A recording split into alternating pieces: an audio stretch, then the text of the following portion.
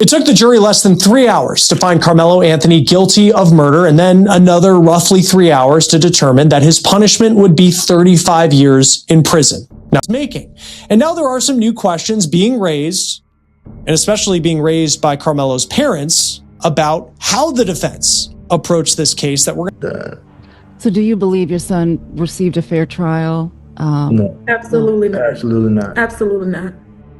Effective assistance of counsel written all over it. I don't know how we got to this point. I'm still very, very, very stunned. And I want to congratulate the dumb, stupid judge on this case for keeping the cameras outside of the courtroom. We all know as attorneys and judges that the courtroom is the province, it's the stage of society. How dare you, sir? How dare you not allow the courtroom to have cameras? How dare you? You understand what you've done to your community. And this is now not just a Texas problem, it's an American problem. This is unbelievable.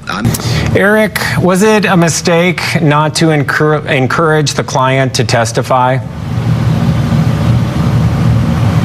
Tremendous mistake. I can't fathom how that decision was made. You know, look, at the end of a case like this, if you're defense counsel, if you're reasonably confident that you've secured a victory with the evidence that's been presented, then maybe you tell your client, hey, you know, sit this one out, let's give it to the jury and see what they do, because we could cause more harm than good.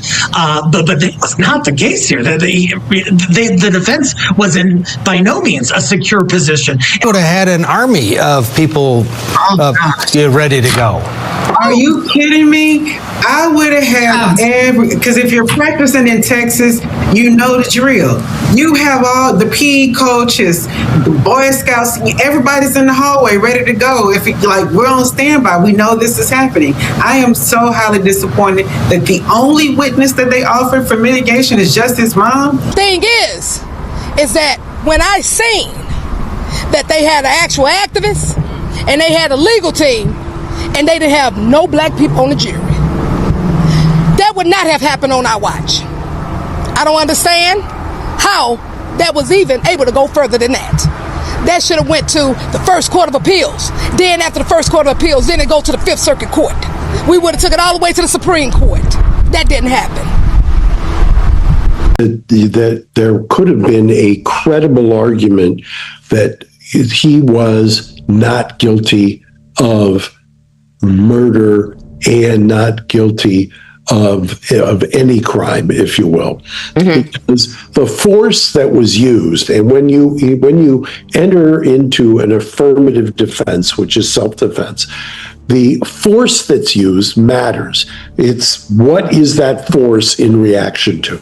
And so if it's a push or it's a shove, does that allow you to use potentially deadly force with a knife? And I don't think anybody is going to say if it's just a push or a shove. To your point, if he had taken the stand and had said, I thought they were going to jump me and beat the hell out of me. And I've had, to your point also, I have this framework, or this has happened to me before, or something like that. And they were over me, and they were much bigger than me. And that's what was going through my mind. And it was a split-second reaction. And of course, I didn't mean to kill him. I just did it. I kind of I reached out. Yes, I had my hand in the backpack, but it was no different than a cop who's got his hand on the gun and saying, don't move. I had my hand in the backpack, and I said, touch me and see what happens. I was trying to be a tough guy because I'm only 160 pounds and they were in excess of 200 pounds. That at least gives you an argument that you've used excessive force for the situation, which doesn't mean you're not guilty and walk out the door. It means it mitigates the murder to a manslaughter, to your point. Right.